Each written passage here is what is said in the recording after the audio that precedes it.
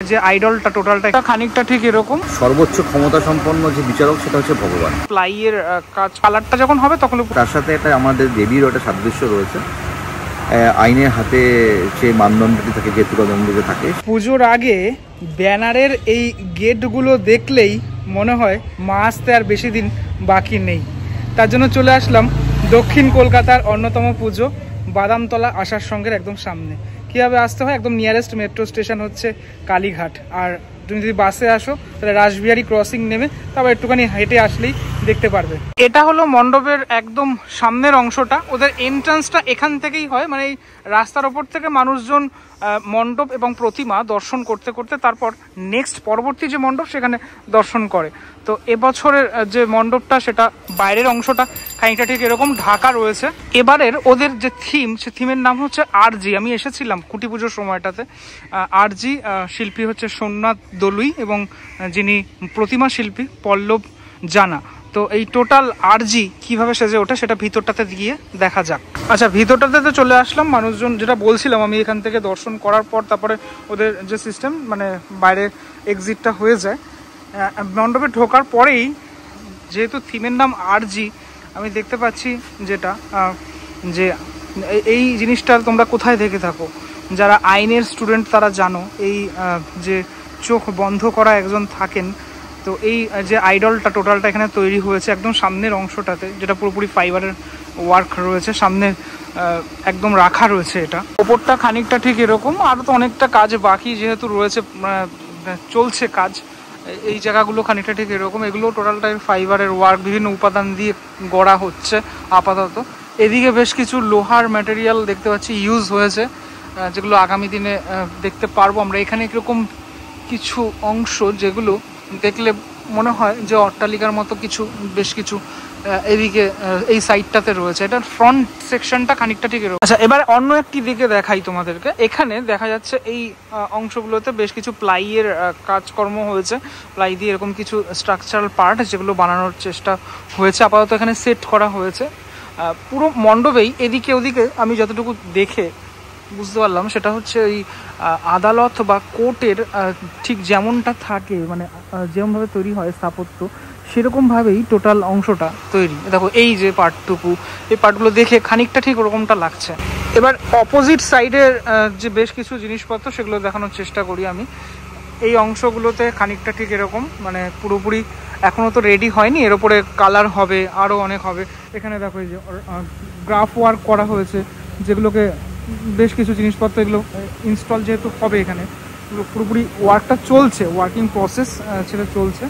এখানে বেশ কিছু জিনিসপত্র বসানো রয়েছে এভাবে, যেগুলো সেট করা হয়নি এখনও। যে জিনিসগুলো বললাম আমি, যে আদালতের যেরকম স্থাপত্য থাকে সেরকমের আদলে পুরোপুরি ব্যাপারটা তৈরি হচ্ছে, সেগুলো দেখাই। যে এগুলো কিন্তু এরকম, মানে হাইকোর্ট বা সুপ্রিম কোর্ট চত্বর গেলে, হাইকোর্ট চত্বরে তো গেছো কলকাতা হাইকোর্টে, এরকমভাবে কিছু জানলাগুলোর অংশ থাকে। অপোজিট সাইড যেটা দেখাই খানিকটা ঠিক এরকম, পুরোপুরি। এর উপরে কালারটা যখন হবে তখন পুরোপুরি বোঝা যাবে। এখন তো খানিকটা ঠিক এরকমটা লাগছে। যেহেতু এই মণ্ডপের ভাবনা এবার আরজি, এবার আরজি আমাদের কার কাছে থাকে?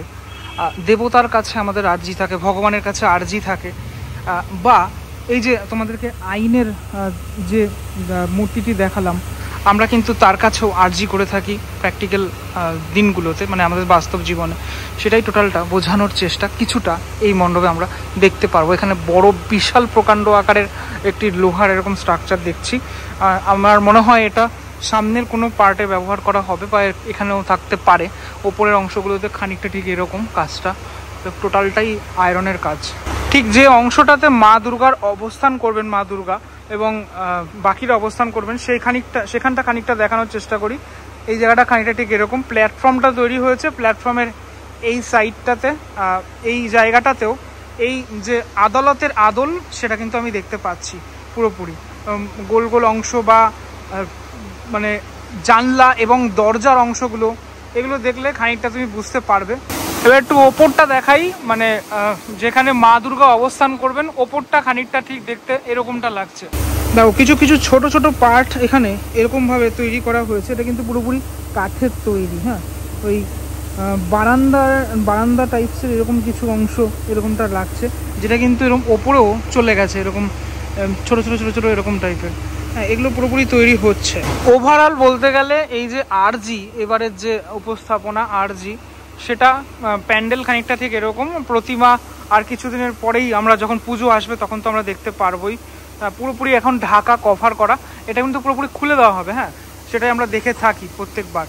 এই ফ্রন্টেও এই জায়গাটাতে এটা টোটালটাই তোমার লোহা দিয়ে তৈরি করা। হ্যাঁ, লোহার পুরোপুরি স্ট্রাকচারটা লোহার, বেশ কিছু লোহা ইউজ হয়েছে, বেশ কিছু কাঠ বাটাম, এইগুলো টোটালটাই ইউজ হয়েছে এই মণ্ডপে। ছুটি পুজোর পরে শিল্পীর সাথে দেখা হলো। দাদা নমস্কার। নমস্কার।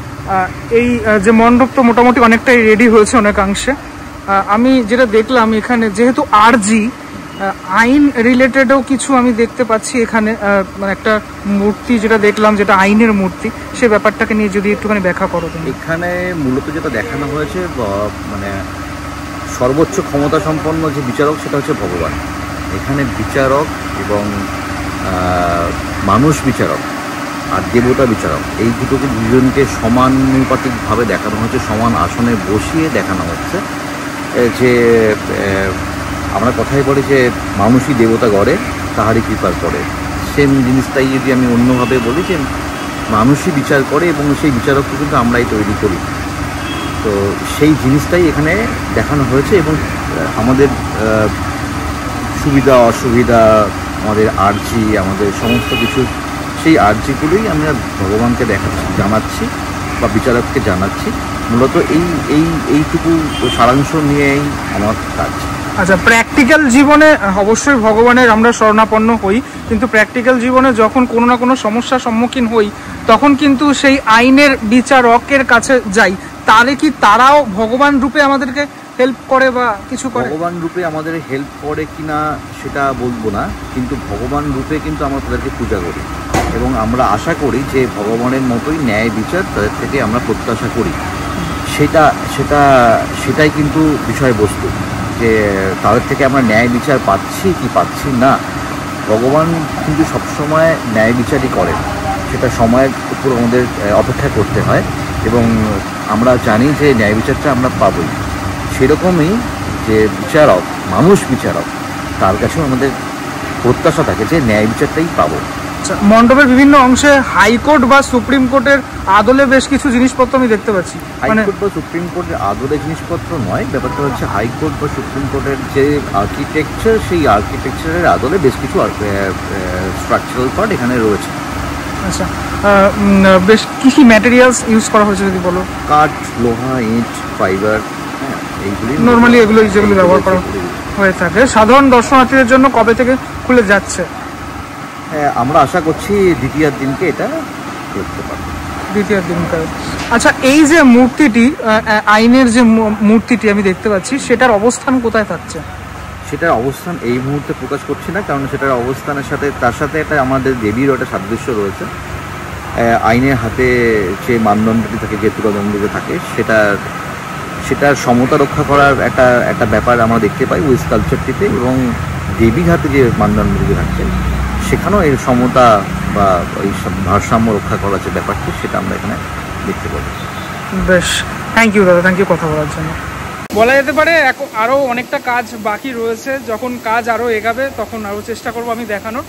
তো এবছরের এই দক্ষিণ কলকাতা দুর্গাপুজোর যে সিরিজ, যে গল্প, সেটাতে এই পুজোটা তোমরা তো দেখেই থাকো প্রত্যেকবার, কালীঘাট একদম সামনেই। অবশ্যই আমাকে কমেন্ট করে জানিও এবছরের এই যে আরজি, সেটা তোমরা কারা কারা দেখতে রাজি আছো বা কারা দেখবে সেটা আমাকে রাজি আছো। কিন্তু এখানে কিন্তু প্রচণ্ড পরিমাণে ভিড়টা হয়ে থাকে, সেটা আমরা জানি প্রত্যেক বছর।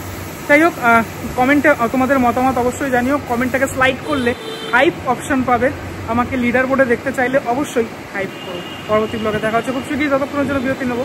ভালো থেকো সবাই, টাটা।